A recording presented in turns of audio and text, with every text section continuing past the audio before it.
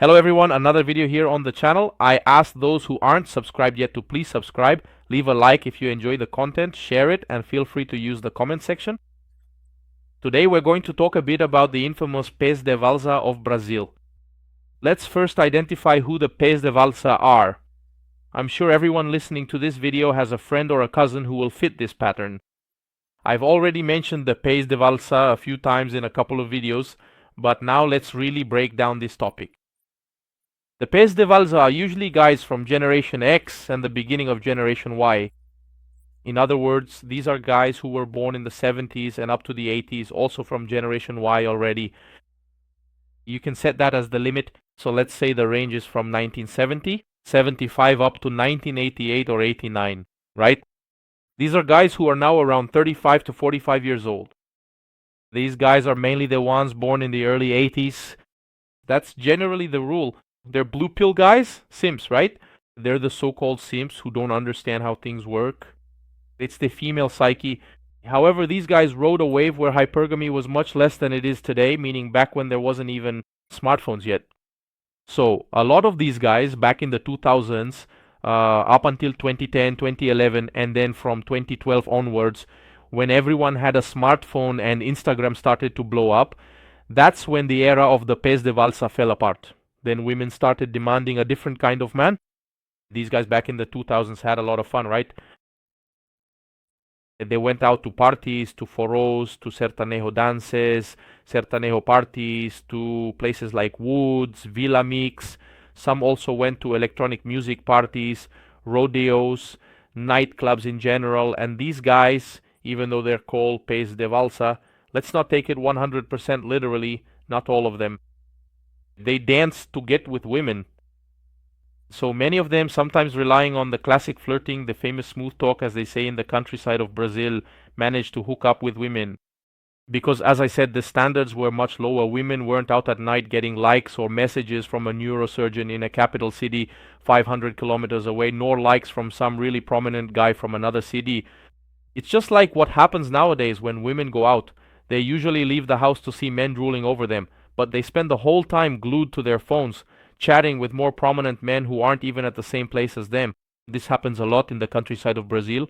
Who here is from the countryside? Anyone? You can comment on these situations, on what you all are noticing these days. But the party goers, just to keep things going here, they really took advantage of this party scene of from a time when the economy wasn't in crisis yet, when the dollar was cheaper. In other words, a guy could go out with 50 or 100 reais and he could buy a bottle service and pay for it. There wasn't this VIP section culture in society either anyway. Money was worth more. The country wasn't in crisis yet. The crisis hadn't hit.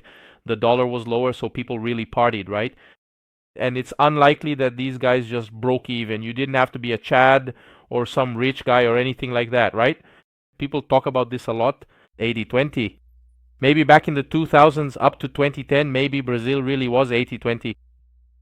Pedro, it's what I always say here. That 80-20 applies to richer and less unequal countries. At that peak, maybe that's when Brazil came closest to the 80-20 split. So a lot of average guys back then, they could always hook up, be with a woman for the night and all that, go to a motel. And the guys took advantage, they enjoyed it and didn't want to date or anything. But it's funny how the party animals, they have a very similar way of thinking to the Balsaca Brazilian women. For those who do not know, Balsaca refers to women over 30 who are single. There's a horde of them in Brazil and it's only getting bigger. The great holocaust of the left-on-the-shelf women. That's yet to be seen. But anyway, here's the thing about the party animal. He used to think like this: let's not enjoy life now. Wait until we're 30. Then I'll find someone and get married, because at some point you have to settle down, right? He really had this mindset. Since he had abundance and hypergamy was less of a thing in Brazil, he took full advantage, hooked up with lots of women, went out 3, 4, 5 days a week. He was out partying, hitting the open bar and all that. The guy was living in abundance and said, but at some point I want to settle down, you know? That's how Brazilians are, both men and women, thinking that marriage is the natural order of life. In the middle of 2021, so with all this misandry, these crazy laws, and a totally insane society, they still have this mindset, right? That at some point you have to settle down. And settling down usually means throwing their lives all the way to the limit, right? So what happened with these guys? They really enjoyed themselves and all that, and these guys were with a lot of beautiful women. Beautiful women were more accessible even to guys who weren't at the top and weren't. You didn't need to be in the top 1% to be with a very beautiful woman regularly 10 or 15 years ago. But these guys, many of them ended up, that's why I said that for sure. Everyone knows some former pedevalsa out there. Actually, not former, because once a pedevalsa, always a pedevalsa. I'll talk about it later. What happens is these guys end up single, get divorced. But these guys often ended up marrying women, average women, women who made their lives miserable. These guys ended up becoming henpecked. They just gave in. He's not a pedevalsa. He's a fake bad boy. Some even real bad boys, true womanizers. And then suddenly these guys hit 30. That's when they started thinking about building a family and all that. And they ended up marrying a lot of average women, not just average, but also women who controlled and still control these guys' lives, those who are still married, because many of them ended up getting divorced. And so the pedevalsa, the guy who's 35, 40, 45 years old, married and still stuck in the matrix, he hasn't really kept up with how the world has changed.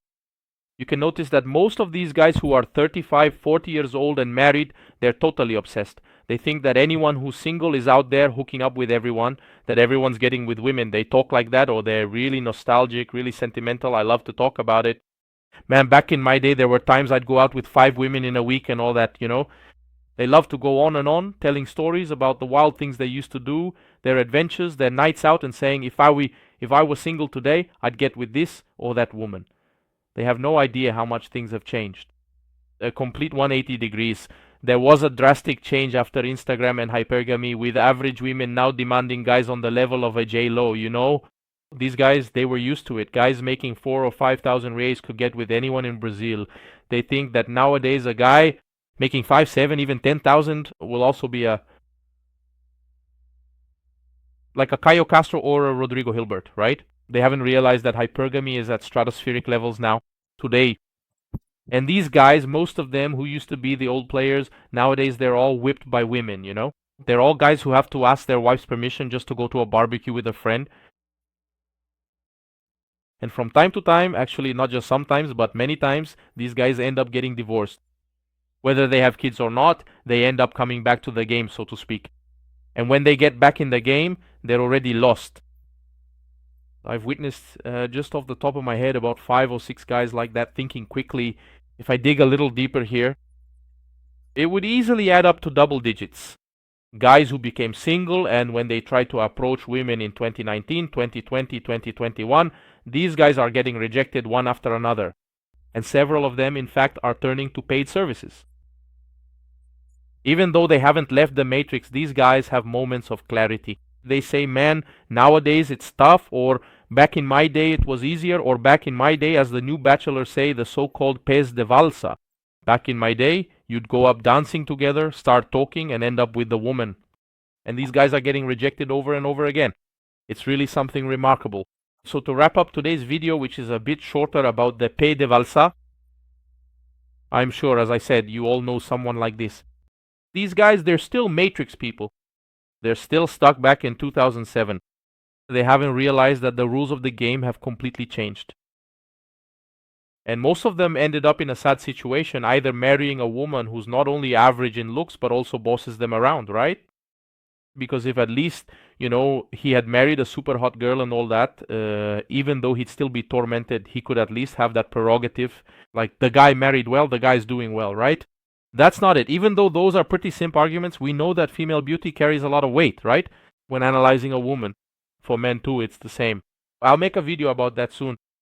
But these guys who were once players, womanizers, who taught a lot of younger guys back when there was no such thing as Pee-wee, seduction, or even Alita, none of that stuff.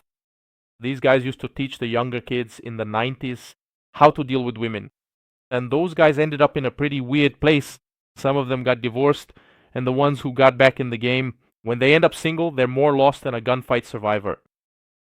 So yeah, that's today's message about the infamous pez de valsa of this big old Brazil. A big hug to everyone.